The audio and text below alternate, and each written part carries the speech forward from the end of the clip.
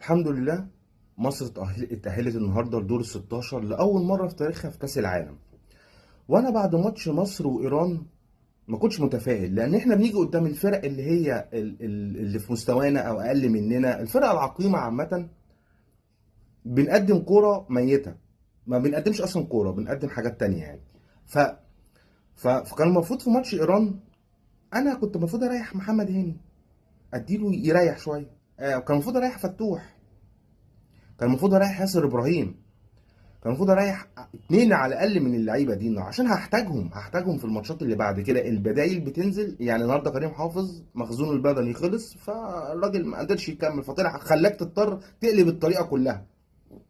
ف فكان المفروض حسام حسن عنده مشكله ان في اداره بعض المباريات بيبقى بحس ان هو مش بيعرف، يعني الاداره نفسها ما بتبقاش موجود، غايب فكره، بيبقى غايب. مش فنيا، لكن الاداره بتاعت الماتش نفسه، ان انا اطلع مين، انزل مين في الوقت ده، مين يريح، مين يلعب، مين يبتدي من الاساس. يعني النهارده مثلا كان المفروض حسام عبد المجيد، انت فرقه كلها اطوال انت بتلعبها،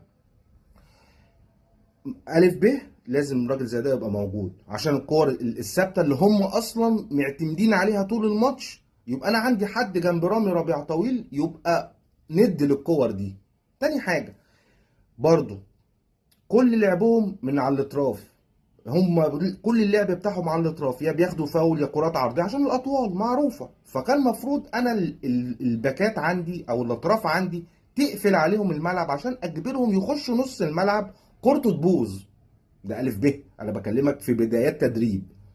اقفل عليه من الاطراف، هيخش لي نص الملعب، مش هيعرف يلعب كورته. اللي زاد بقى الطين بل اللعيبه، كام فاول من على الاطراف. يعني فاولات كتيره بتتعمل من على الاطراف. ليه؟ انت فين؟ فين تنبيهك انت للعيبه؟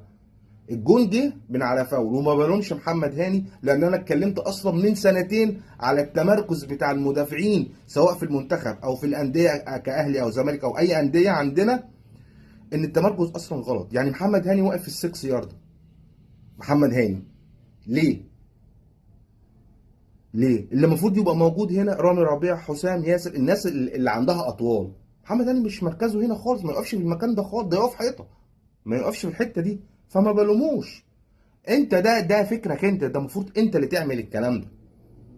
طيب بعيدا بقى عن كل ده خالص، انت عديت، عملت ماتش كويس، يحسب لك في ضربات الجزاء. انا شايف ده يحسب لك في ضربات الجزاء، ان انت ما غيرتش في الترتيبه. لما حسام عبد المجيد دخل، ممكن تدخل امام او اي حد برضه بيشوط